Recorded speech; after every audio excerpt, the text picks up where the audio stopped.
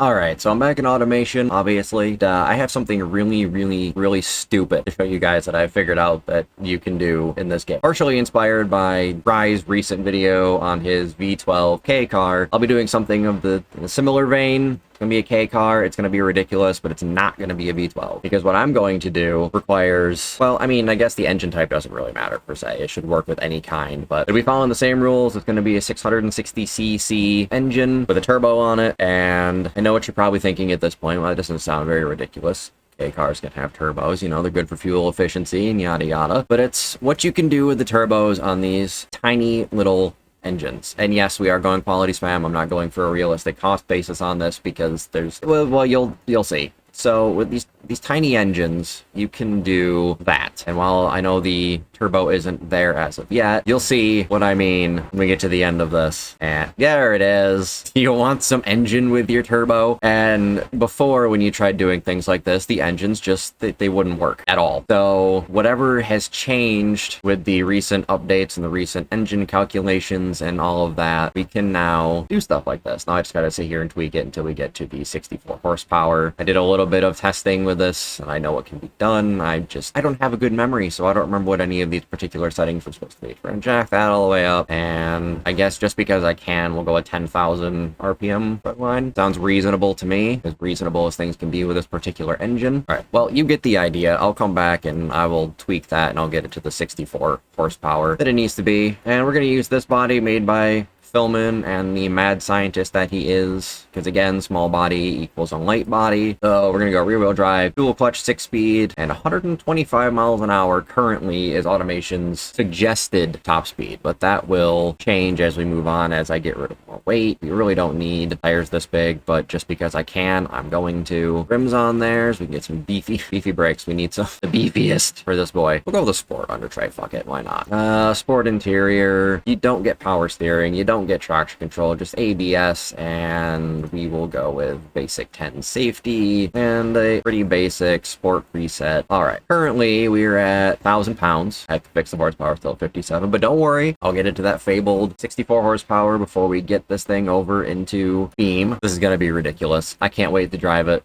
So I'm going to throw a quick design on this thing. As per the usual, I will show you what I've done, and yeah. 20 minutes later. Alright, so I did a thing. It took a lot longer than I thought it was going to be. But I did something, and can't tell if it's cute or terrifying. It has a mustache, and I don't hate it, so I'm going to keep it. So, yeah, he'll be seeing you in your dreams at some point, I'm sure. A little longer than a few minutes later. Alright, and here it is. The officially dubbed Nightmare Micra 660. I think it's kind of cute now that it's all done with the mustache and the weird, like, fish face that it has going on. Say that 3 times fast. Again, pretty basic design. Left a little, spoiler on the back, you know, brake lights, something to cover the wheels up. Very basic interior, just to essentially say that it has one, or it don't look like it has one anyway. So I'm actually kind of excited to drive this thing. I did get it to the 64 horsepower like it's supposed to have, just over 1,000 pounds, 10,000 RPM red line. So I'm gonna go and get this exported over to Beam, and well, we'll see how this goes. All right, so here we are at the automation handling track with the Nightmare Micra 660 to see how this thing do as a track car. I'm not expecting great things out of it, but I'm very excited to see how this engine fares with that absolutely monstrous turbo that it's got stuck back there. Because remember, this thing's running 75 PSI of boost, I believe. So I'm curious to see how that relates to, like, acceleration. Oh boy. Why does it have ESC? God damn it.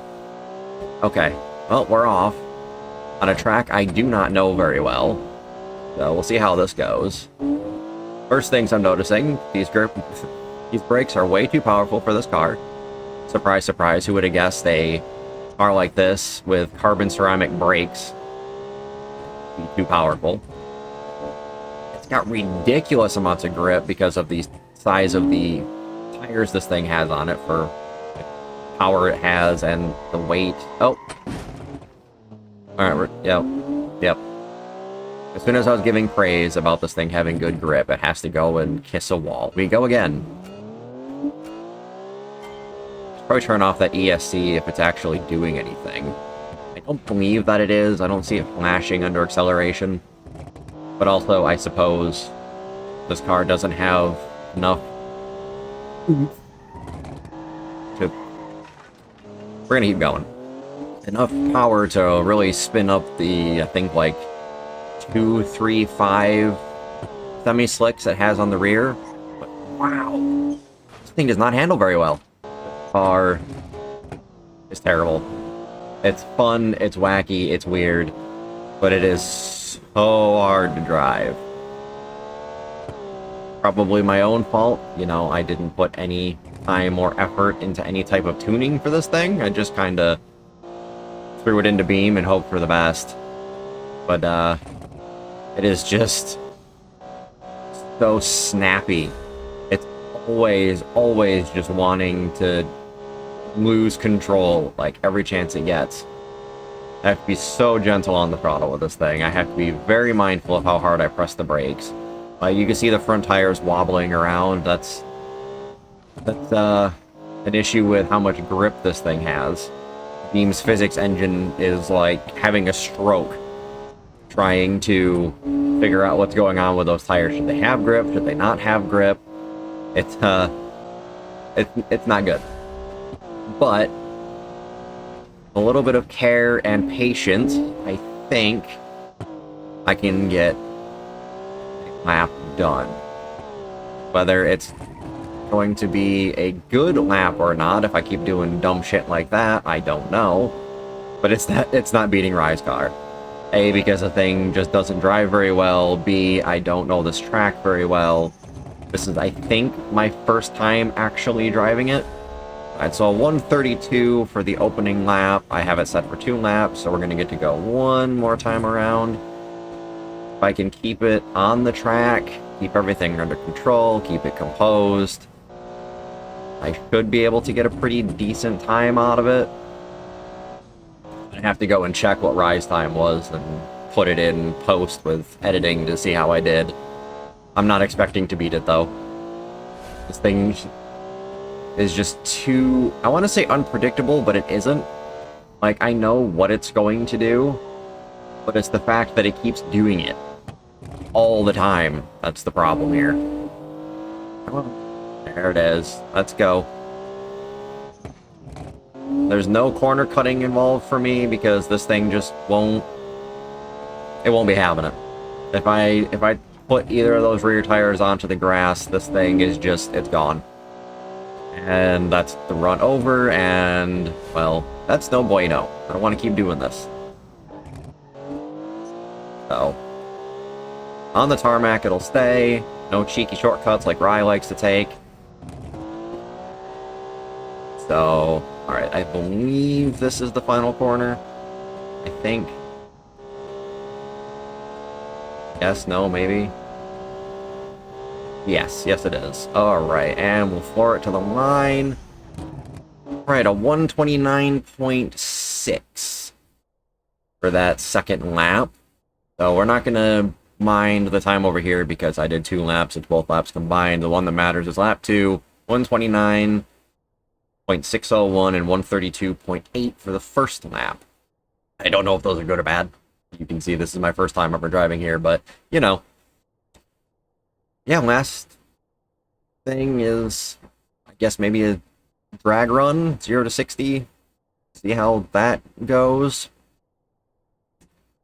Alright, anyway, I have to up to the West Coast. Alright, so here we are at the West Coast USA drag strip for one quick run with the Nightmare. See what it can do on the quarter mile. I'm not expecting much. Be surprised if it gets better than like a 15-second. Oh, we did get a wheelie though. That was a bit unexpected. So this doesn't look like it's going to be too terrible, actually. Yeah, 14-second quarter-mile run isn't terrible. I mean, it's probably not good for a car that's from, you know, 2020, but I'll take it.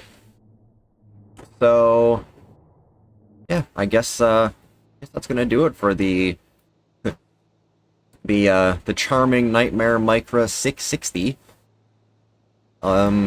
I don't know when I'm going to be doing automation again. If you want to see more, let me know. Hit the like button, leave some comments, tell me things. I need suggestions on what to do in this game because I've been kind of on a bit of a burnout, even in my own personal time. So, yeah, I guess that's going to do it for this one. I will talk to y'all next time.